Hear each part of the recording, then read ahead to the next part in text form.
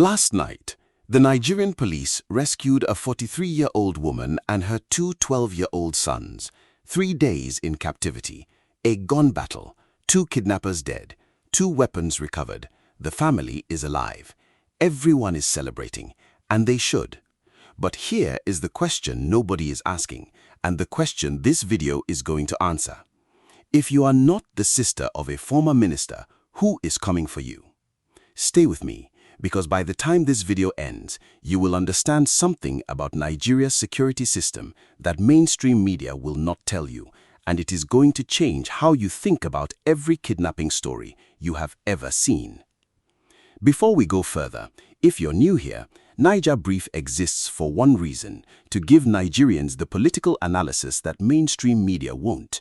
Whether you're in Abuja, Lagos, Kano, Port Harcourt, or London, this channel is for you. Hit subscribe and stay with me. This gets deeper. Let us start with the facts, because the facts themselves are extraordinary. Wednesday, June 3rd, 2026, 7:30 in the morning, a Mrs. Olaide John-Paul, 43 years old, is driving her children to school in Ibadan. The route, Ring Road, Eleura, Challenge, an ordinary school run in Nigeria's third-largest city. Armed gunmen intercept the vehicle. They take Mrs. John-Paul. They take her 12-year-old twin sons, Peter and Paul, in broad daylight on a school road. Mrs. John-Paul is the youngest sibling of Chief Adebayo Adelabu, former Minister of Power under President Tinubu and a leading governorship aspirant for Oyo State in 2027. She is not a politician. She is a mother. She had a career at the Central Bank of Nigeria, then First Bank pension custodian. She retired in 2025 and came home to Ibadan with her children. The family issues a statement. The Oyo State Police Command mobilizes. The Commissioner of Police personally deploys tactical and intelligence units. Governor Makinde visits Adelabu. National attention locks onto Ibadan. 3 days later, Saturday, June 6, 2026 at 7:30 in the evening, Nigerian police operatives acting on sustained intelligence tracking engage the kidnapping gang. A gun battle, 2 kidnappers neutralized, 2 firearms recovered. Mrs. John-Paul, Peter and Paul walk away alive. Some members escape with gunshot wounds. The search continues. That is the headline. Now here is what the headline does not tell you. This kidnapping did not happen in isolation. On May 15, 3 weeks before Peter and Paul were taken, more than 40 teachers and students were abducted in a coordinated attack in Ahoro Esiele, Oriire local government area, Oyo State. 40+ people, teachers, children, taken from a community that farms to feed this country. As of tonight, there is no public rescue announcement for those 40 people. Hold that thought. We are going to come back to it. Let us talk about how the Nigerian security system is actually structured, because it explains everything you just heard. Internal security in Nigeria is a federal matter. It sits on the exclusive legislative list of the 1999 Constitution.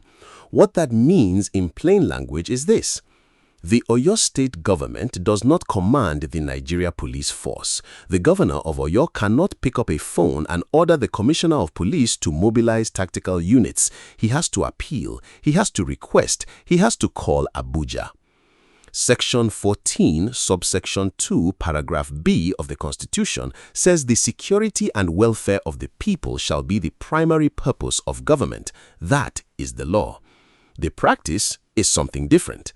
The practice is that rescue operations in Nigeria are frequently activated not by universal state obligation, but by political proximity to power.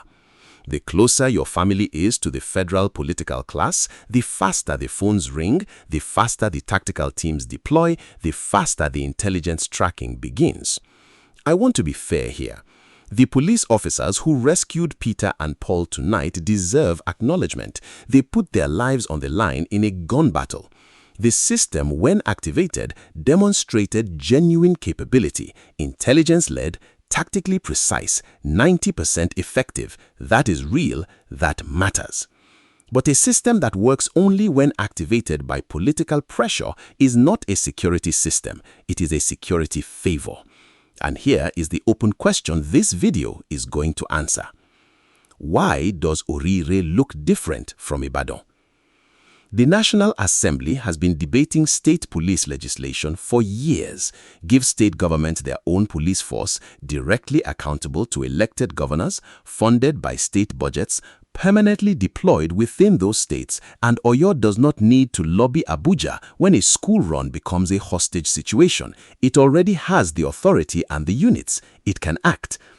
As of today, that bill has not passed both chambers and been enacted into law, and every day it remains unpassed is a day 36 state governments are constitutionally prohibited from defending their own citizens without federal permission. Now, let us talk about the politics, because this story is already being absorbed into Nigeria's 2027 electoral calculations. Adebayo Adelabu is the former Power Minister. He is a leading APC governorship aspirant in an Oyo State currently governed by Seyi Makinde of the PDP. The kidnapping of his sister is a personal family trauma. It is also in Nigerian political reality a test of institutional loyalty. The federal security apparatus, under a government Adelabu served, delivered the rescue. That is a data point his camp can use. The narrative writes itself. The APC-aligned former minister's family was protected. Where was that same protection on May 15th for the rural teachers and students of Oriire? Governor Makinde visited Adelabu to commiserate. That is politically intelligent. It signals cross-party solidarity and places Makinde in a position of shared concern. But it also places him in a position of accountability. Makinde governs Oyo. The kidnappings are happening in Oyo.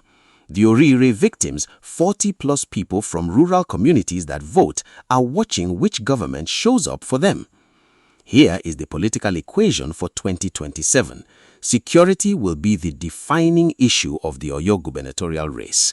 Any candidate, APC or PDP, who cannot credibly answer "What will you do differently on kidnapping?" will lose. The rural vote in Oriire, Atisbo, and Kajola LGAs will be decisive. Those are farming communities. They feed this country, and right now, nobody in national political leadership is naming them by name.